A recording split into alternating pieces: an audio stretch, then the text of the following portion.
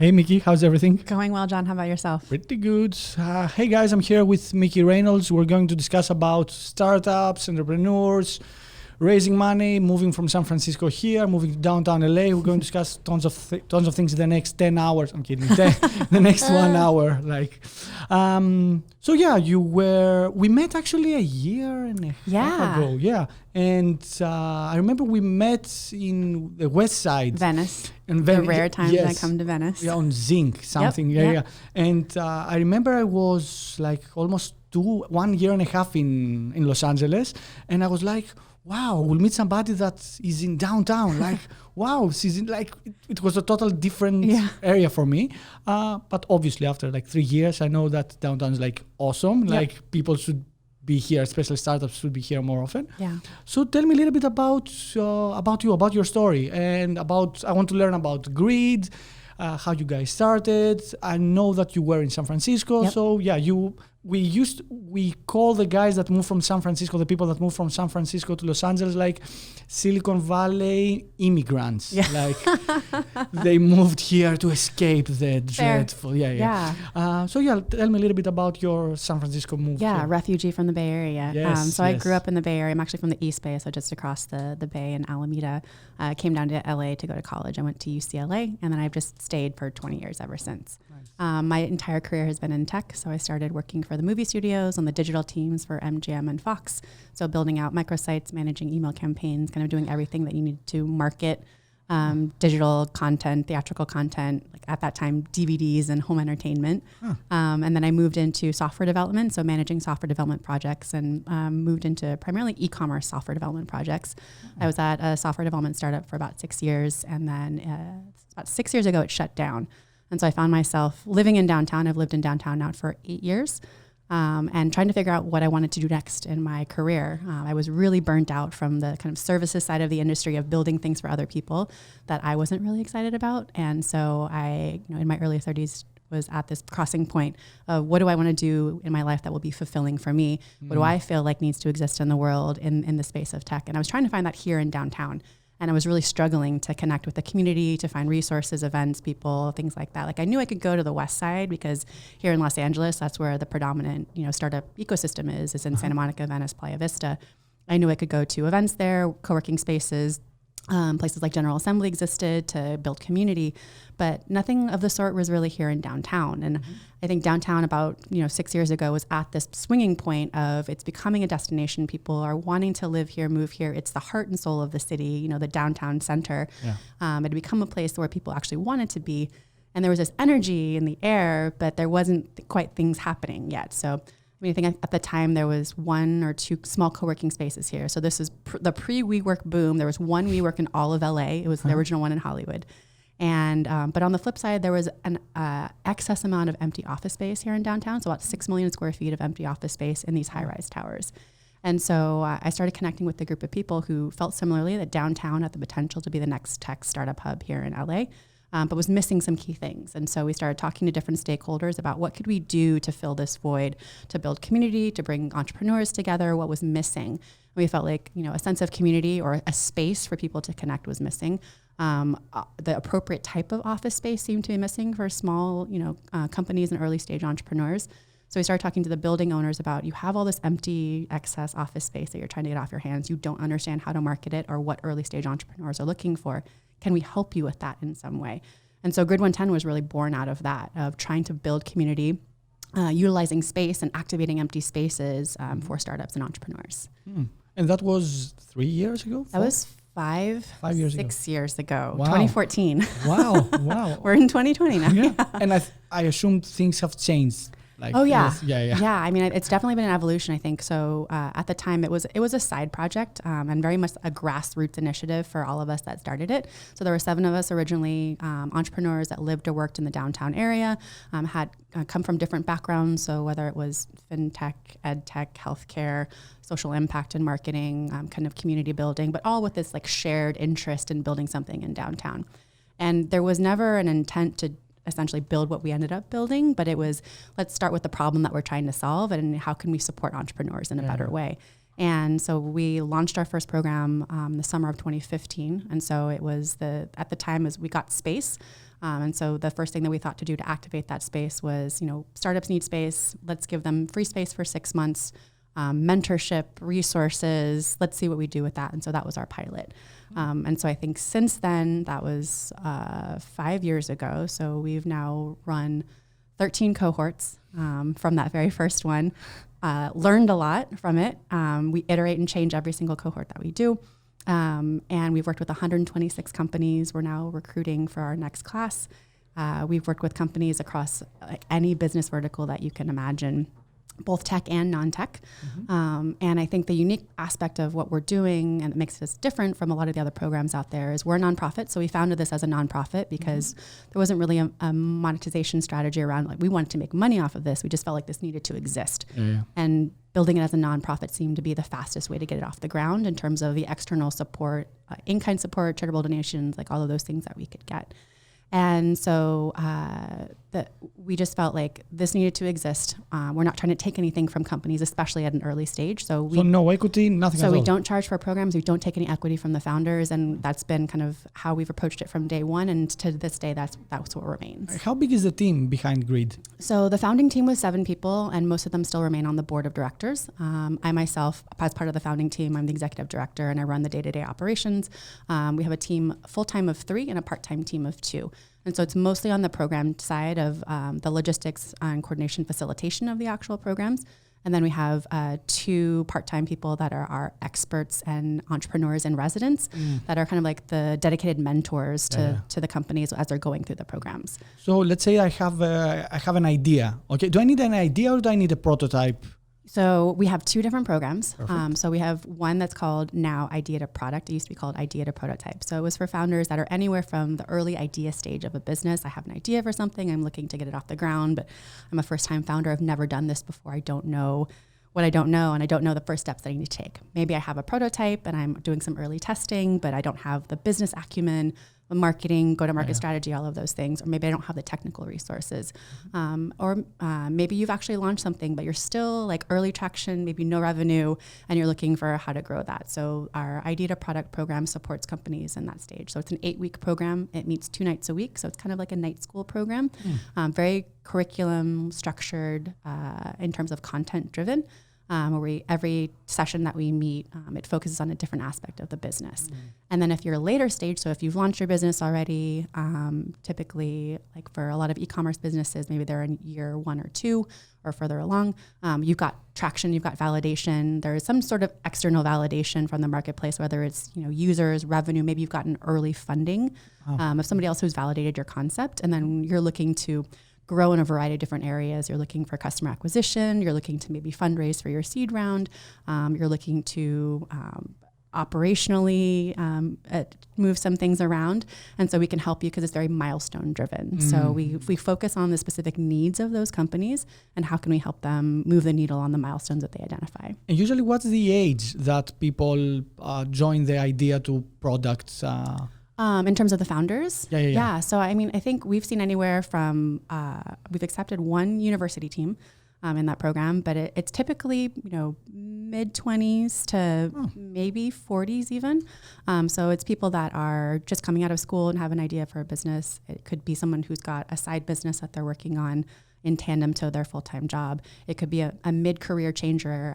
We've had a lot of reformed attorneys who have done, been an attorney for 10 to 15 years and are just I can't do this anymore. I have an idea for something, or I've always wanted to do this other thing. And so this is the opportunity for them to get the support that they need to do that. So let's say I have an idea. I have thousands of ideas. Everybody does. Everybody does. Yeah. It's I don't know. Whenever I ask somebody, do you ever had any idea? They always have an idea about a startup. So I have an idea, okay, and I come to you guys and you tell me, okay, you have to go these 8 weeks and you take notes, you get feedback and everything. Do people actually take feedback? Are they open to feedback? That's interesting. It's something that we look for specifically when I think we're interviewing people, of if we can sense if someone is coachable and if they take feedback. And, a lot of the times if they identify, I don't know what I don't know, I'm coming to you for help and guidance. maybe I have identified a specific area that I want to work on, or maybe I just like, I've never done this before, and I'm like coming to you with open arms to help me out. And so I think that the trust that we get from companies with their ideas that they are so closely tied to, and a lot of people have a hard time really disconnecting like the passion from the idea with like, is this a viable business opportunity? And I think the people that are able to do that and maybe analyze the problem and the solution and customer discovery and feedback and either pivot or move in a different direction or let that inform the decisions that they make of where their business should go versus being like, this is what I want to build. I don't want to build anything else. I don't care what you say.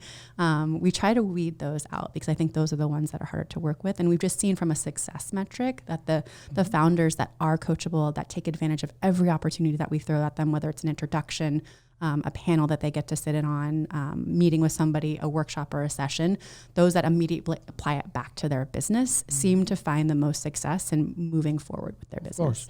Are you accepting companies founders outside of the US? Could somebody that is in Italy, for example, apply and come here and work? Not currently. So the way that we're able to provide our programs for free is we get funding from the city of LA. So we were grant funded through the city of LA to kind of spur economic development here in the city through entrepreneurship. That being said, that we're looking for companies that are already here in Los Angeles, and there are more than enough entrepreneurs that are here. I think at some point we would love to be able to be a soft landing pad because it still supports economic development here in the city of LA. I think for us, there are just a lot of variables. So we have applicants that will apply to us from outside of the Southern California area, outside of the state, outside of the country even. But for us, it's just there's so many variables, and them having to move here, get situated, and then be able to go through the program versus being able to support the founders that are already here. Of course. What are the most common fallacies that founders have in their mind, the things that they believe that are totally wrong? I know I've met a lot of founders that they think, and we discussed a little bit before the cameras went on, like most of the founders think that the way it should happen is I have an idea, I raise money, I raise a lot of money, like 2 or 3 million at least. I build the best team that has like 50, 100 engineers, and we get acquired 3 years from now, and that's it. So have you ever found out that the majority of the founders have these fallacies, have these things? So many. I think there are definitely the subset, especially when it comes to tech founders, right? I think there's this dream that's been created from Silicon Valley and what's happened there, that this is the ideal or maybe the only path that you take, that you have a pitch deck, you get money, and everything happens so easily, right? But outside, I think of that bubble, because I'm very far removed from it, it is not that easy. And especially for the founders that we work with that are primarily women and people of color. And so the path is much harder to go that route. And so they've learned how to be scrappy and resourceful, and to just, if I have an idea for something, let me test it out. And how do I move the needle and move it forward? And I don't need anything outside. And maybe I've never even thought about raising money because I don't think this is an investable idea. And so I think what the opportunity that we have is to really educate people of what are the different pathways that you could take depending on the type of business that you have. And if, is this something that somebody would want to invest in? And what pathway should you take at that point? And what do you need that money for? And some people come in and are just very staunch. I don't want to take outside money. I want to bootstrap. I want to own 100% of my company.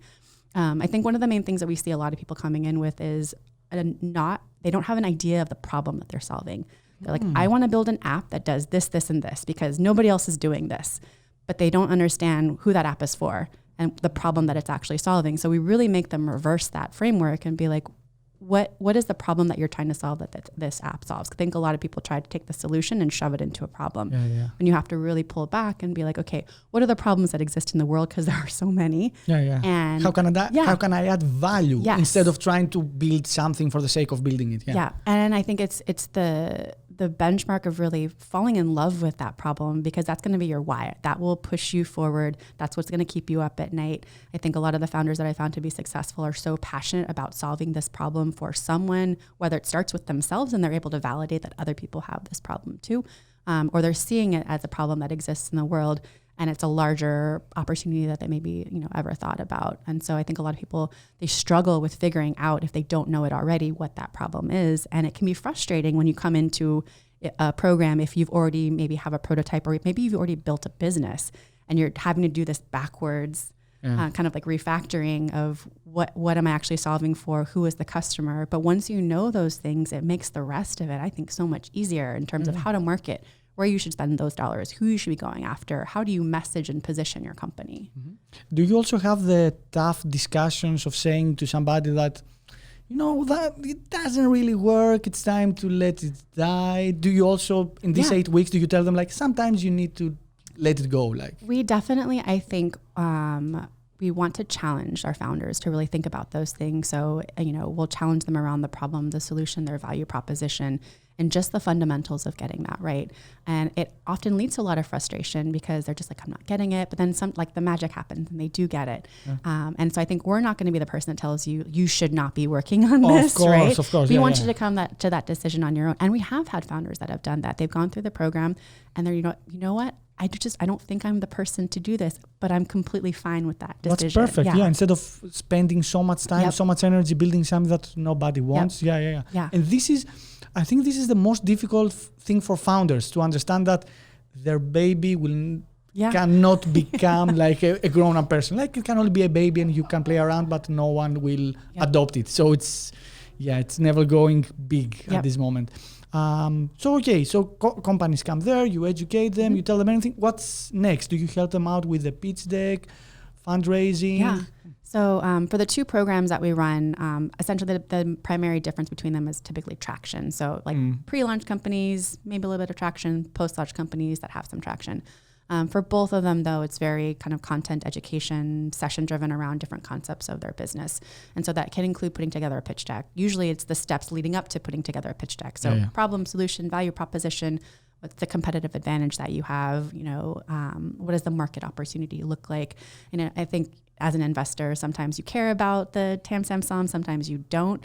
I think it's good for them to think about like, what kind of opportunity do I have there? How do I figure those numbers out? Is this a very niche business that's only for like Los Angeles, or is this a global opportunity, right? So I think that's something, just an exercise in thinking that they should think about. And even just when it comes to positioning, branding, marketing, those types of things, we have sessions around that. So all of those elements are separate, but come together in a pitch or a pitch deck. And so just the way that you kind of tie things together, potentially around storytelling even. Do they also have to do projections? Because I remember when I was fundraising, making the projection was like the worst thing ever, because it's all BS. Yeah, exactly. You don't know. Like, and I had investors saying like, it's not big. It should be like 10x. I could make it 10x like a spreadsheet. Like, give me a number. Let me just put some numbers in there and I'll make you happy. I always hated like making projections. It's okay knowing how big the market is, how could you get there, but trying to predict what will happen in the next 5 years, come on, like who knows that? So in the earlier stage program, no, like we don't really focus on financials. I think if maybe trying to help you understand like what your costs might be. And so like, how do you make a sustainable, successful business? What are the things that are involved in that? In our residency program, which is for the later stage companies, we'll bring in somebody who talks about kind of like the financial aspects. So whether it's financial modeling, projections, like what do you have now? What could you use, and like what kind of templates, are you looking for? Again, what is your objective? Are you trying to fundraise and you trying to put together financials for fundraising? Are you trying to just plan out what your revenue is going to look like next year so you can plan it accordingly? So we'll bring in experts that will either lead workshops or do office hours around that for companies that are in that stage where it makes sense for them.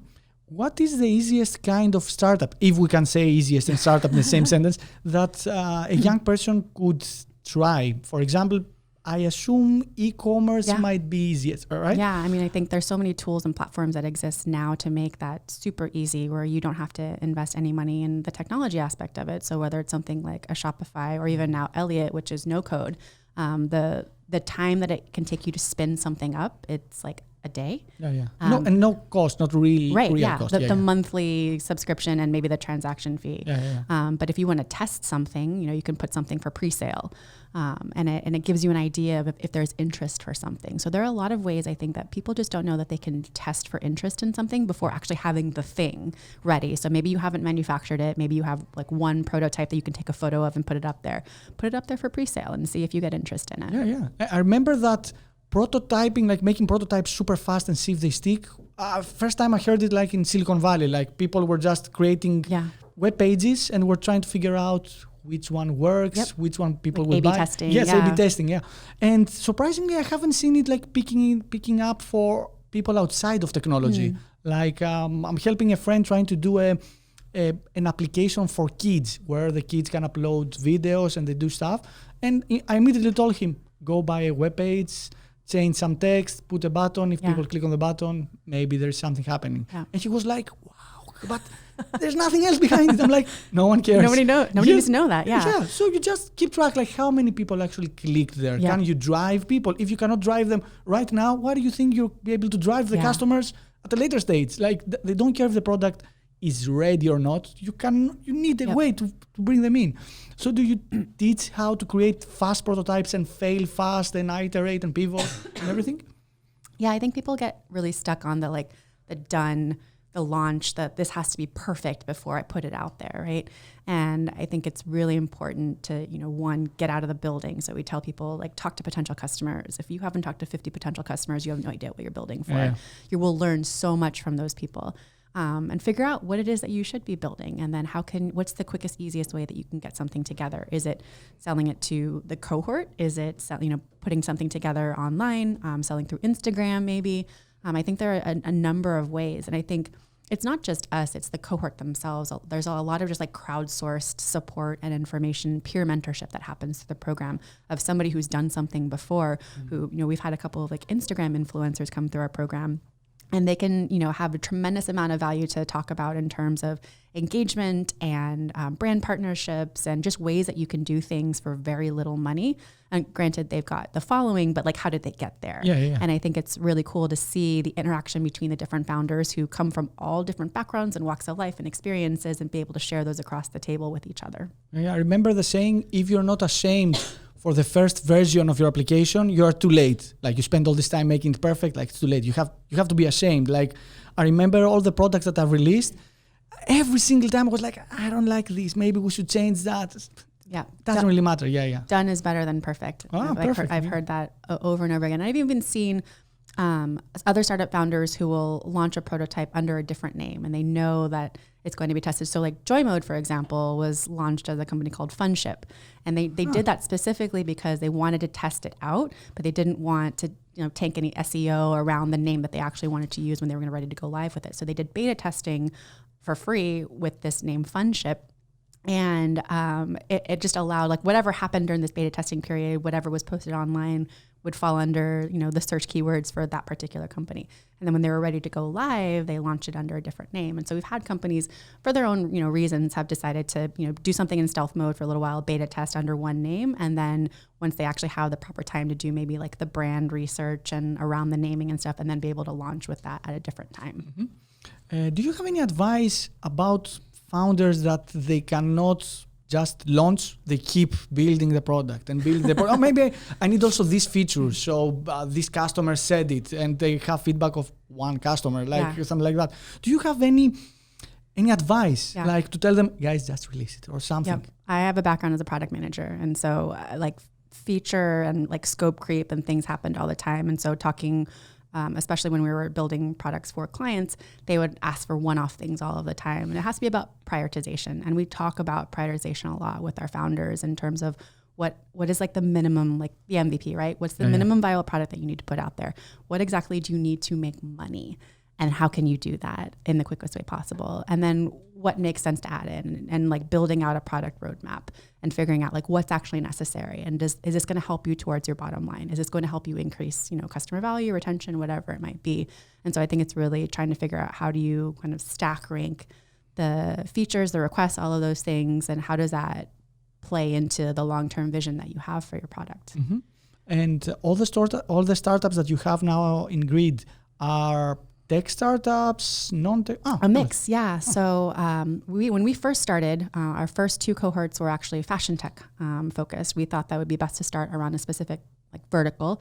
We chose fashion tech because of downtown LA, proximity to the fashion district. E-commerce was growing. Production and manufacturing is huge here in Los Angeles.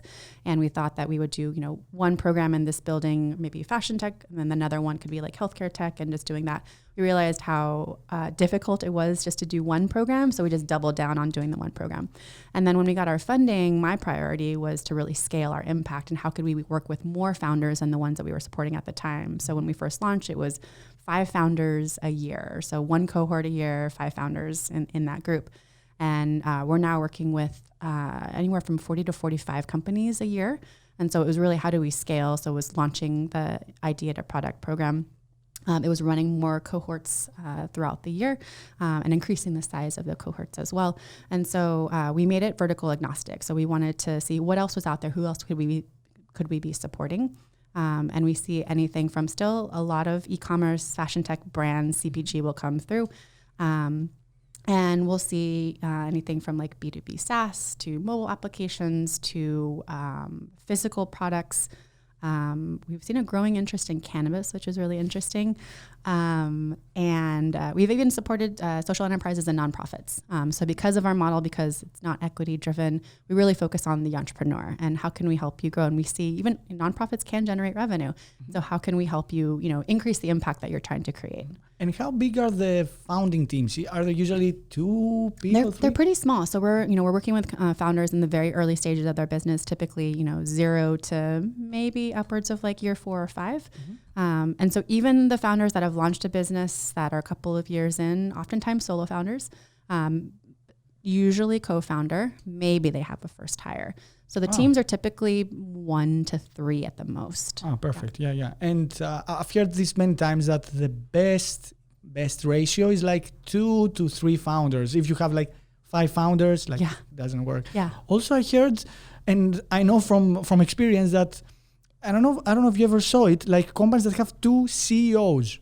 I don't know, like when they're friends and they're starting the business together. Yeah. Yes, which is a recipe for disaster. We actually haven't seen, we typically will have it, especially when they're in the early stage where they're just like, we're co-founders. We haven't decided titles. We probably haven't even established this as a business entity just yet. So we don't really need to do that. But I think once they get to the point, it's like, what's your strength? Somebody has to be the CEO, and usually there's a decision around who that is. And then the co-founder oftentimes could be CTO, or it's a COO, or it's a product person, or whatever makes the most sense for their role. So I start a company, I have the idea. Do I need to start an LLC before doing anything? No, you don't. So I think a lot of times people don't know what they should create, right? What type of business entity? What kind of structure? Anything legal related, people get really scared about. It's like one of the number one questions that they have. One, do I have to have a business entity to come in? And we recognize that no, because if you're not generating revenue, you probably shouldn't have created a business entity just yet, especially if you're in the idea stage of something. So many people, they're like, I'm going to create the LLC. That's my New Year's resolution. But then you owe the government money if you do that. And so we just really, again, focus on the business fundamentals aspect of let's make sure this is a business that you actually want to build, and then we'll bring in pro bono legal support that will kind of help you figure out, why would you go down this route versus this route versus this route.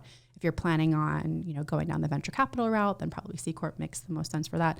If it's more of a lifestyle business, or you're not planning on raising outside money, then S Corp or LLC. But what are the trade-offs, and what do you need to know around that? And then what are the tools that you can use to go ahead and do that? Is it the conversation about equity and how you have to split equity between employees easy or difficult? I think it's just understanding what equity means. And especially with the founding team, I think that the conversation around even just the founding team agreement, a lot of founders will come in and they haven't even decided that yet. And so it's really understanding that this is a business relationship that we're going to. We may be friends, but this is a business, and we need to make sure that we have this down on paper. And so we've had the startup team that we work with that focuses on the legal area.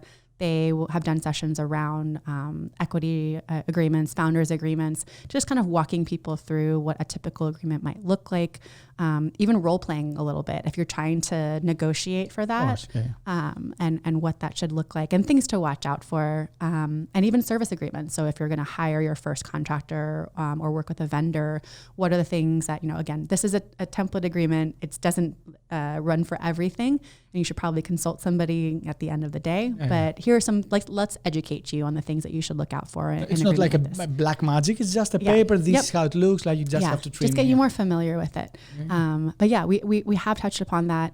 We did a session once on just the relationship between co-founders and what are the challenges that you'll face in terms of communication, and really feeling like it's a marriage. So you have to figure out all of that stuff out, at the beginning, preferably before you get into the difficult situations and you're, investing or getting money and raising or hiring. And I think just making sure that you're you're mission aligned on what you're doing, that you share the same values for what and the vision for your company. And if you can document all that, that's great. Yeah. What about bringing people with technical skills? Because let's say I'm an Instagram model. I could be an Instagram model, of course. Yes. No, but thank you guys. Thank you. Yes. And yes. And I have no technical skills. So, okay, I have 5 million followers on Instagram. I know how to sell. I have agreements, but I need a website, which again, I could do it through the Squarespace. Squarespace. But I want an application. I want a mobile app so people could talk directly with me or whatever. How can I attract an engineer or somebody or a CTO? Because that's the most difficult thing. A non-CTO person attracting a CTO person. Yeah. So how does this work? Have you ever found how things have become a little bit easier? Yeah, I mean, I think again, the network and the community that we've built has been incredibly helpful around that. And so we work with over 126 companies. It's over 200 individuals collectively. And so there's a lot of shared resources that happen. So if, I need someone to do X, Y, and Z, a message gets dropped in Slack and someone will usually respond to it like, hey, I've worked with somebody, you should do this. I'm looking for a CTO. It's like, okay, what are you really looking for? Is it you just want somebody who can build your app? Are you looking for an actual technical co-founding partner to build this thing with you? Do you need a CTO? And I think it's just having those discussions with people, right? I think a lot of the times, again, it's like the fundraising conversation where people come in with the expectation of, I need to do this, this, and this. And oftentimes it's just kind of like, okay, let's break down like the expectations and the preconceived notions that you have around what you think you need. And let's talk about why you need it. Exactly. Like, do you really need that to do the thing that you want to do? And sometimes they don't need that, or there's alternate resources that we can point them to. Mm-hmm. Do you think it's easier for somebody with a technical background starting a company and getting funding than somebody that has no technical experience? I think it's all situational. Again, it comes back to the problem that you're solving and the idea that you're working on. Like if you're an engineer and you can build something great, that doesn't mean that you're going to build a successful company. Of course, yeah. I think that an engineer who is solving a problem and who's really passionate about solving that problem and can, then hire the right people that can do the things that they are not able to do, I think that's huge. And the same thing with a non-technical person. We've worked with a lot of non-technical founders who learn as much as they can, are gritty and resourceful to the point where they can then have the conversations with people. They're able to figure out how to build the thing that needs to get built, or they're able to learn how to build it themselves. Yeah. And I think so that's really inspiring, exciting to see just how gritty people can be. Mm-hmm. Do you think that non-technical people should at least learn the basics, how a website works, how to host?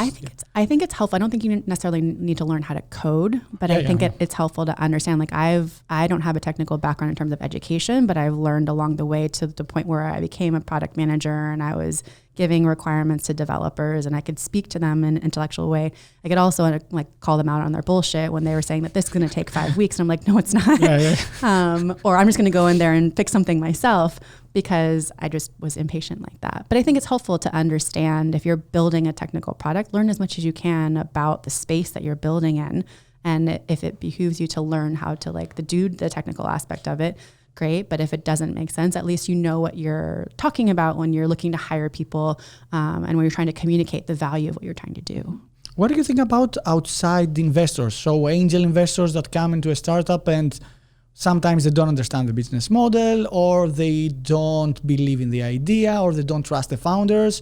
Have you ever had any experiences how the founders responded? Have you ever had a situation like that? My whole life has been like this. Because I know that angel investors are not professional investors. So they come and they might not understand the market where you're in, or they don't understand how the team could perform. Yeah. Sometimes they are right, but most of the times they have no idea how these people understand the market. Yeah. And I've talked with founders that they get, very discouraged. They're thinking hey, I talked to 10 people and nobody's going to give me $2 million to do my company. I'm like, how this doesn't work? Nobody's going to give you $2 million. Yeah. So do you have any experience, any startups where they got their wings clipped by angels that they were like, this idea will never be the next big thing. I'm sure it happens all the time, right? I think that it's like 99% of the time they're going to get a no. They're going to get 100 no's before they get a yes. And so I think that's just, we tell our founders that, fundraising is like typically like a 3 to 6 month, strategy. Exactly. And you have to go full time at it. And it's a lot of work and you have to do your research. But I think that, and there are obviously cases where that happens a lot quicker. I think that there are two things to that. One, I think as the founder, as a CEO, it's your job to be able to communicate the value of what you're doing, of what your team can do to, you're the one that's trying to convince somebody, you should give me money because X, Y, and Z. And if you're not necessarily able to communicate that effectively, it could be for a variety of reasons. It could be that the founder or the investor just doesn't understand. It's not their market. That's totally fine. Yeah. But I think it's also understanding like who should you be pitching to? If you're pitching to somebody that doesn't invest in your space, that doesn't understand your space, maybe you're not pitching to the right person. And I think it's really getting smart about who you're spending your time going after and doing your research and due diligence on the angel investor or the investors, about the types of companies that they invest in, what they're knowledgeable about, what their value add can be. Because you're not just asking them for money. You want some type of expertise, some network effect value that they can bring to the table as well. I remember that on my third startup, we had a fantastic idea. In my mind, it was a fantastic idea where before even starting the company, we created the pitch deck and we started going to every VC to have feedback, also to know about the space, because it was the faster way to, because they smart, thought, this company exists already and they got funding from these people. Yep. Perfect. Then we changed a little bit the pitch deck, went to the next one, we're like, this company has rated us, pretty good. Do you think it's a solid technique having a pitch deck and talking to VCs, even though you are in a seed stage? Yeah, I think you had a competitive advantage of that was your third company. So I think probably VCs are more willing to talk to you because you've had previous companies before. If this is your first time building a company, they may or may not. You're right. Yeah. But I've talked to both VCs and founders, so founders that are in the very early stages of something, just wanting to test out if there's interest in something, right? So have a conversation. I don't think it's too soon to have any kind of a conversation like that. Maybe you're just not pitching for money, but you're pitching for do you get this? Like, do you feel like there's space for this? Would somebody potentially invest in this as validation for, yes, I want to move forward with working on it? And I've heard the same thing from investors, especially on the early stage, like pre-seed stage. They're like, we want to see everything. Like it's not early enough, and like send anything to us. And we're always super curious to hear what's going on. And even if we don't invest, maybe we just continue the relationship with them. Maybe we can point them in a different direction. We can give them feedback and advice. And I think that's the thing that founders should always be asking for first and foremost is feedback and advice. Yeah, and I've seen also two different reactions. Like some people say, I'll go to get funding from VC, even though they're in the seed round, they don't even have a prototype and they get destroyed, or they are ready for a VC, but they don't want to go there because they're afraid the VC will take all the percentage of the company. Whatever. So let's go back to a little bit how people join Grid and then what's happening next. So I have the idea, it's amazing. I'm a single founder. I finished the 8 weeks and I have some interest from some investors. Like some angel investors are like, this is a solid idea. I'm willing to put like $50,000 to figure out how that goes. Do you try to push the founders to raise as much money as they can? You tell them focus now on the product, now there is traction. So what is the strategy there? Yeah. So once the founders finish the program, we keep our doors open to them. So they stay in the Slack community. They've got access to us. We have ongoing support for our alumni. It ultimately depends on like if they come back to us, right? So because we have no equity stake in them, the only thing we ask for is essentially reporting. And reporting back on our grant requirements. So we try and keep in touch with them for that way to see, are you raising money? Are you increasing your revenues? Any big milestones? And ultimately for us, have you created any jobs? And so that's usually a very long-term play. That usually happens with, if a founder raises money, then they're able to hire people. That could happen anywhere from 6 months, a year, 2 years out of the program. So we have a 2-year reporting requirement for our companies. And it's part of the participation agreement that they sign, that like you get all of these resources for free. But and this is the only thing that we ask for. Even if the company shuts down? So at that point, it's just like, we understand that. Yeah. So it's more like if you're still active and, we want to hear from you. But also, how can we continue to support you? Because we want to make sure that you continue to be successful. And even it's, we've heard from companies that I haven't heard from in a year that are like, they went through our I2P program. They were working a full-time job. This was a side project. And like, they just went full in on their business now. Wow. And so, Nice. it took a year for that to happen. But I think we're learning that that's natural when you're in that stage, especially if you're not ready to jump in full time. You don't have the savings, you don't have the partner that can support you for the duration of time that you need. And so for most people, that's their reality, is that they're putting their own money into a business, but they have their own livelihood, they have maybe kids to support. And so I think the wide depth and variety of founders that we've worked with has just made us more keen to the needs of founders and the spaces that they're in, and how can we continue to support them, knowing that will take them a little bit longer.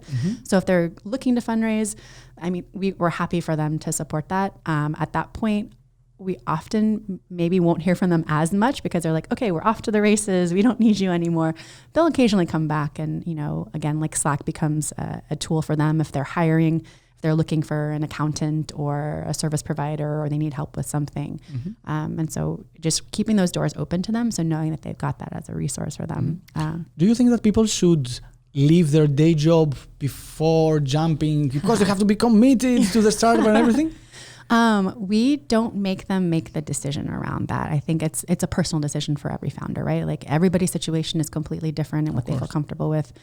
We've had founders that were running a successful business and working full time at the same time because they just weren't ready to make the leap because they understand profitability and what their margins are and all of those things. I think and then we've had founders that have gone the opposite way. And there are some that maybe this will always be kind of a side project for them, and it's not going to be a fully, fledged full-time business. And so I think that, again, diversity to us is founder, team, and product, and what that looks like, and looks different for everybody. And I think for making that decision, because it comes up a lot of times it's just like, you have to figure out what your personal runway is and what your company runway is, and what do you need to be sustainable, and what does that look like? So that's when it comes down to your financials and just being like, knowing your numbers and being really smart about that. Some people, we had a founder in our most recent program, e-commerce founder, has been in the business about 4 years now. He started the business by quitting his job. And he was just like, I'm just going to take the leap and I'm going to do it. And it worked out well for him. But I think that's also like, he has a hustler mentality. He's just like, I don't have a plan. He's never had a plan. I'm just going to figure it out. And that works for some people. For other people, they're a little bit more, they take calculated risks. They're a little bit more methodical about it. They want to make sure that like, let me reach a certain, there's a milestone that I need to hit that shows me that this business is going to be successful before I can make that leap. Any companies that were acquired or some? Yeah. So in our very first cohort, the first 5 companies that we worked with, we had a direct-to-consumer fine jewelry company called Ray & Oro.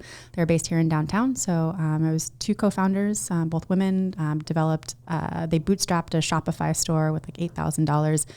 They came into our program. I think they were 1 year into their business. They were doing incredibly well.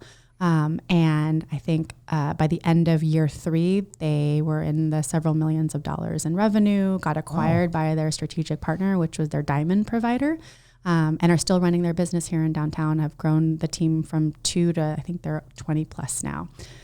So that was really exciting to see, of just, from bootstrap to acquisition. And no technical skills, nothing at all. Just Shopify. Yeah. Shopify. Perfect. Yeah. And then we've had a company who was just acqui-hired. And so they're an AI voice and chat tech company that I think have been in business for about 2 years. Went through our program at the end of year 1 for them. They went on to another accelerator program after us that had funding attached to it. And they were just acqui-hired by a larger voice tech company. So the team of 3 is now working for them. It's amazing. Yeah.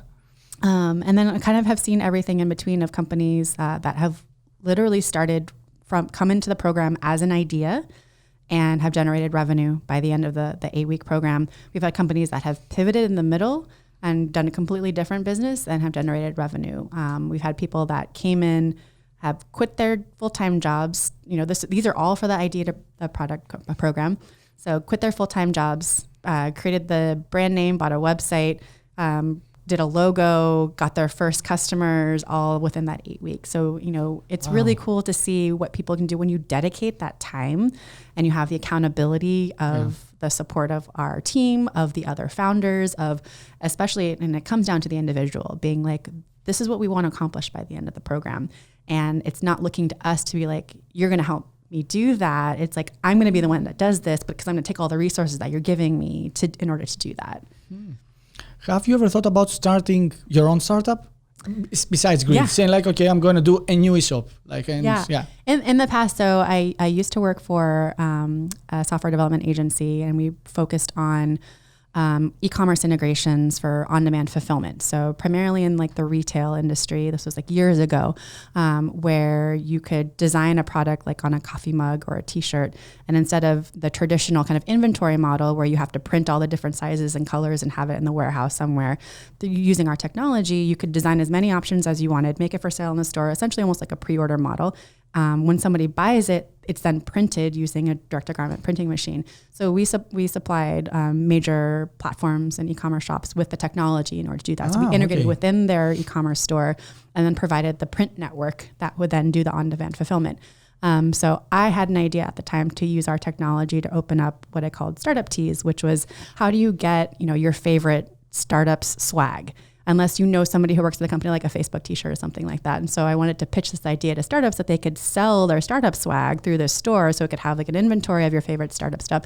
But it could also be if you're a startup founder and you want to have like a hat, a shirt, a t-shirt, like this was way before a lot of the other on-demand printing companies were coming along, and just giving people the option to do something like that.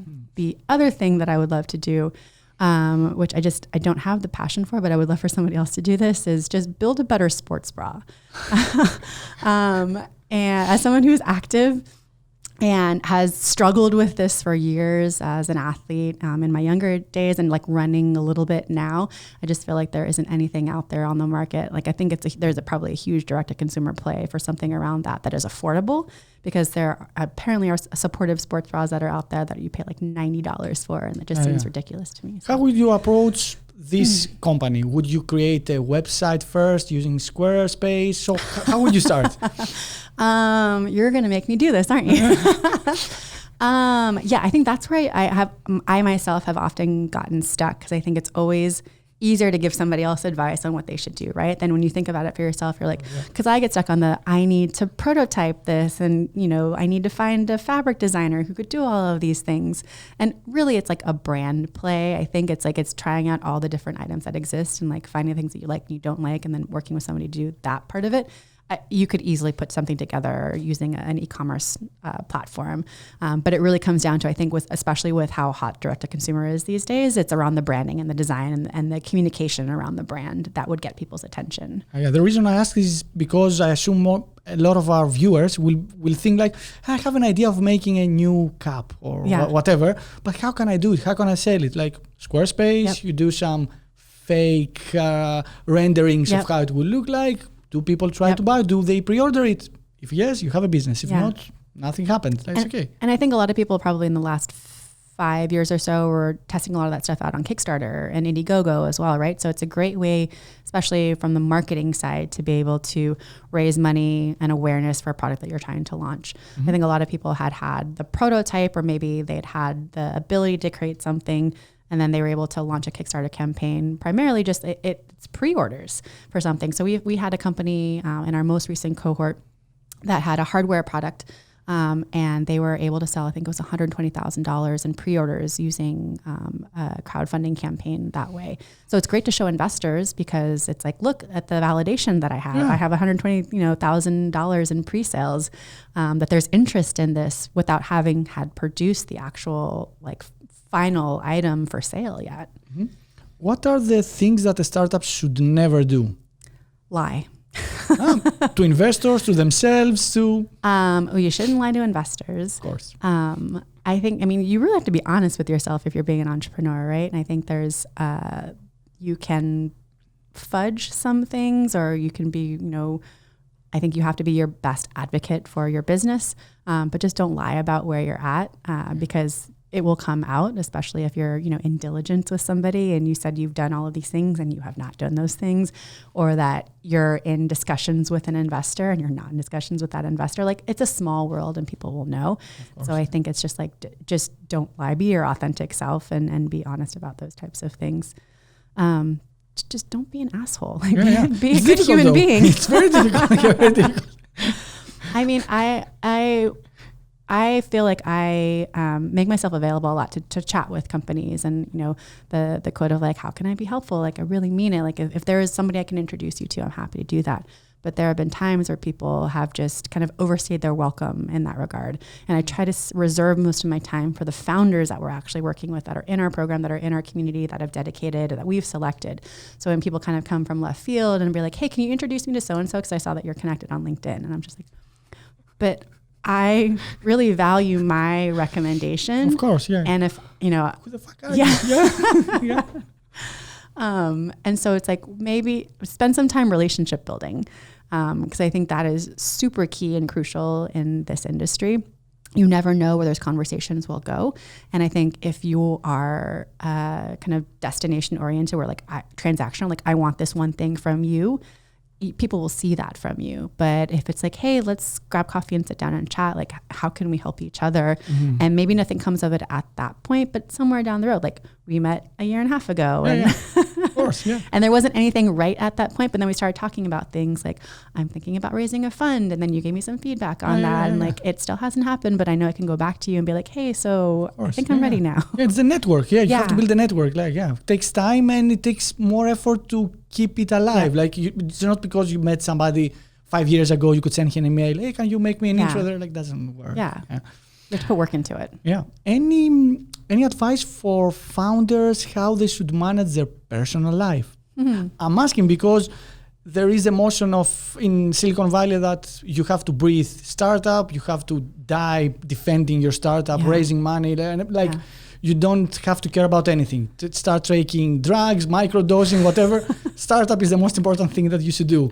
And of course, there is now a whole movement that how people should take care of themselves. Mm-hmm. Like, you cannot survive but not going to the gym, not eating at all, being under stress all the time. So any advice there? I mean, I think one of the founders, like, priorities has to be to take care of themselves, because if they don't do that, they don't have a business. If they're suffering personally, the business will suffer also. And I think that then affects if they have a team at that point. And so I think it's really important. I mean, balance is an issue for a lot of people, but I think people really do have to be mindful of, at the end of the day, like, this is a business, and, you just have to do what's best for yourself. Yes, they have to separate. This is a business and this is your life. Yeah. It's different. You could have many businesses, one life. Yeah, it doesn't. Yeah. I think the whole hustle culture of like, I only slept 4 hours last night, I'm amazing, is terrible, because that's not going to serve you in the long run. Like, you probably would like to be around to see your company successful, or like whatever it is that you're pursuing outside of that, whether it's having a family, or any pursuits that you want, like that's part of life too. And I think that those are important. And I even heard founders saying that I'm taking like a very, very small salary. I don't even have a health insurance. I'm putting everything to the company. Like, I'm pretty sure the investors want you to have a health insurance, because if something happens to you, the whole company goes down. Like, come on. What do you think about founders getting paid, actually making money? Because whenever I talk with new founders, they're like, no, I cannot take money from the company. Everything has to go back in. So what do you think? What do you think about it? I mean, I think it's important to make sure that you're taken care of. And so I've talked to founders who have been on kind of either side of the spectrum, right? They've taken no money, but they maybe reimburse themselves for like the necessary needs that they have. And then there are those that have taken a salary. And I think, you just have to make sure that you're being taken care of, but you're also setting a standard for like the rest of your company. Yeah. And there's conversations around, should the CEO be the highest paid employee in your company? Should you be doing that for other people? Are you paying the rest of your team more than you're paying yourself? But again, making sure that you're being taken care of, that your basic needs are being met. Because if you have to worry about your rent, your mortgage, and all of those things, your mind is not focused on your business, then you're focused on other things. If you're not bringing your best self to work, to your team, your responsibility is to the business, but also to the team. And so you have to make sure that you're taking care of yourself for them. This is like super important. Like, And this happens all the time with founders. Like they believe that their target is for the team, for the company to grow. No, the thing is that the company should grow, the employees should grow, and you should survive the startup. Like if you die because you're doing a startup, it doesn't work. It's like, are you really profitable if you're not paying people that are doing the work for you then? Is that real numbers in that case? Oh, yeah. That would be an interesting startup. Like don't pay anybody, make some money, profitable. Day one. We make like $100 in revenue, but profitable. Yeah. What startups you want to see more? What kind of startups? Like health tech? Yeah, I'm really interested in anything in kind of like the femtech women's healthcare space. So like seeing more things around fertility, and anything in the space where I think that's been overlooked for a really long time. I mean, as a woman, I get really excited about those things. And it's almost like surprising when I hear about somebody working on something like, why doesn't that exist? That would be amazing. Yeah. And because we're half the population and severely underserved in a lot of areas, and just like even basic like medical health needs that aren't covered by insurance, but are expectations for us as women to be able to do. Those are things that I'm really interested in. Mm-hmm. On the hardware side, software side? I think either. I mean, I'm obsessed about like tracking data. Yeah. So anything on the apps or like healthcare, like period tracking, all of those things, it's interesting. And I think on the device side, it's interesting too. We had a sex tech company that was doing, I guess you could call it a device. It's called Come and Gone. And really interesting and fun product. The founder is awesome, and the way that the confidence that she has in talking about the product, which is seemingly taboo because it's sex related and it's about women.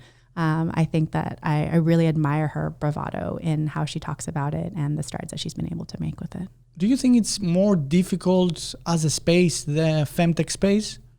Is it more difficult to raise money maybe from investors because it's not a familiar space? It's not like doing a mobile app or something like that. I mean, a B2C. Sure. I mean, I think traditionally women in general have had a more difficult time in raising money, and anything maybe for women, even more so.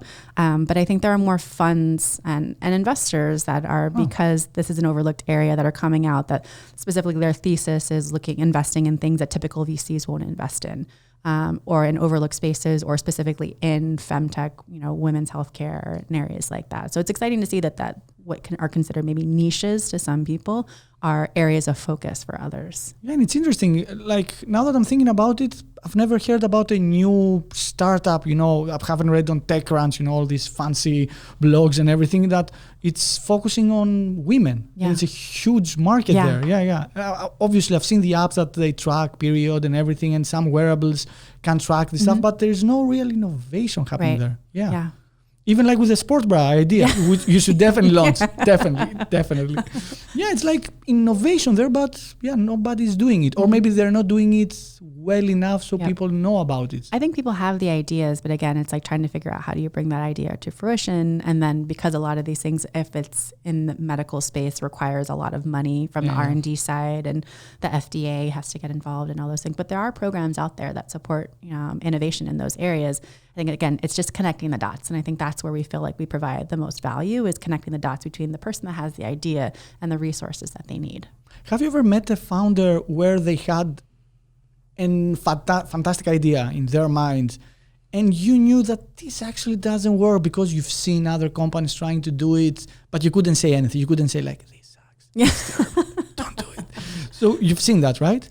Yes. Yeah, I mean, I think there are a lot of, we see applications that are like, we've worked with a company like that already. And not to say that it would or wouldn't work, but I think, I like to say that there aren't really original ideas, but it's all in the execution of it. So, somebody could come up with another ride-sharing app, but if they're planning on doing it in a different way, and there's a differentiating factor that they bring to the table, or a way that they want to execute, or how they're executing it, could be totally different, right? And that's what makes them more successful. Yeah. And so I think, I don't feel like it's our place to necessarily judge, like, again, what will and what won't work.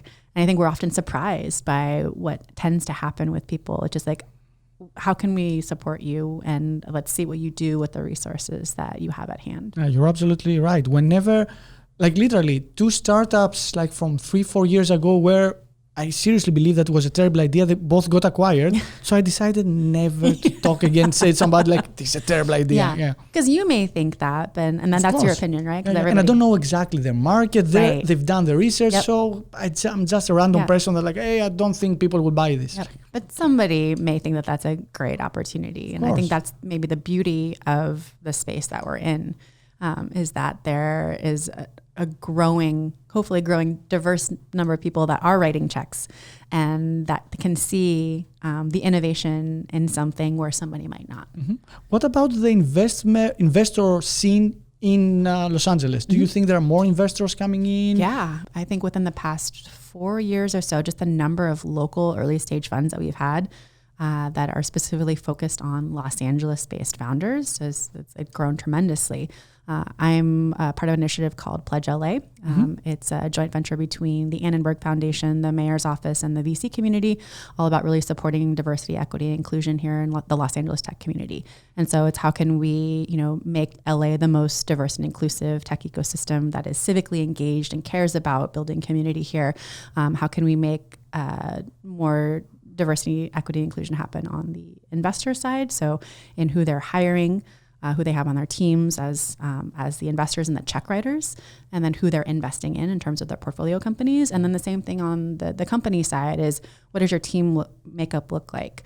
And do they feel accepted and belong and seen and all of those things? And when we live in a city where 73% of Angelenos identify as a person of color, we want to make sure that our tech ecosystem accurately reflects that. So, can we measure what the current state of that looks like right now, which is what Pledge LA is doing. So they do a reporting survey every year to measure the benchmarks for what the VC community looks like and what the startup community looks like, just to say, like, where is Los Angeles at right now? How does that compare to maybe the Silicon Valley or the broader US?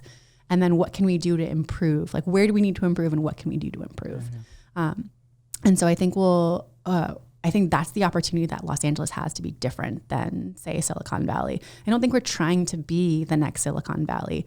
I think that Los Angeles has an opportunity to really create a special space for itself. And I think being really mindful and actionable and intentional about DEI efforts here in LA is how we'll be different.